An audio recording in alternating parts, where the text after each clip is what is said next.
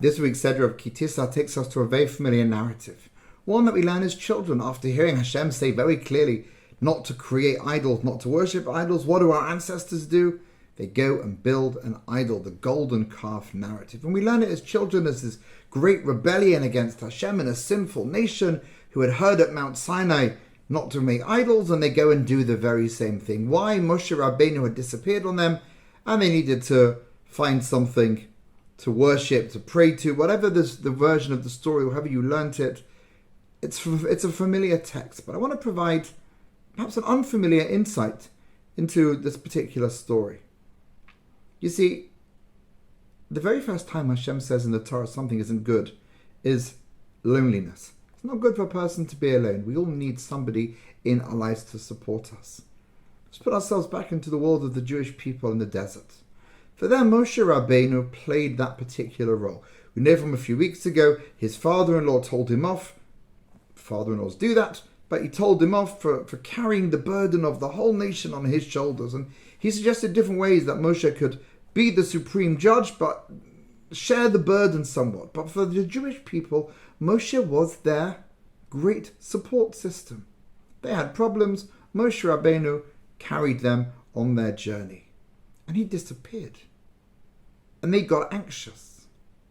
And this story, therefore, is not about a rebellion against Hashem, because they weren't rejecting Hashem. They were filling the void in their lives that was left, according to their understanding, because Moshe Rabbeinu, at least temporarily, hadn't returned. It was a plea to create a support network. So what's the golden calf? Well, that's obvious. The context of their lives of growing up in Egypt, polytheistic society, the calf was worshipped, so they took what was familiar to them at that time.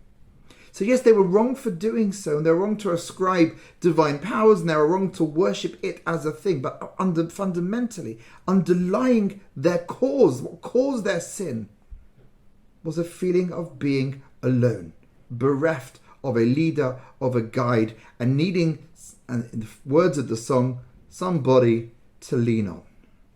And creating that calf gave them that tangible source. It's complicated to lean on Hashem. But something physical, you can find the support straight away. So that got me thinking, if that was the cause, the root cause of their mistake, so what golden calves do we build in our own lives? What do we lean on inappropriately? What do we worship as the source of our success that only is worshipped or pursued because of a void in our lives that could be filled if we had someone to lean on? If we create a community where we support each other and listen to each other, then people won't need to go in search of the forbidden to feel good about themselves, to feel nurtured and nourished. They will have that because the basic level, that it's not good to be alone, would have been met by each other. So let's commit this Shabbat. Commit to be there for one another. That no Jew should ever feel alone or be lonely. No Jew should have to look outside of him or herself to find something foreign, external to support them. They should feel supported and nourished. If that's the community that we can create together, that we have gone a long way to rectify the golden calf. But no one's building calves today, but we often create the circumstances through which the golden calf can be the end result of our actions. Let's be there. Let's create that warm society. Shabbat Shalom.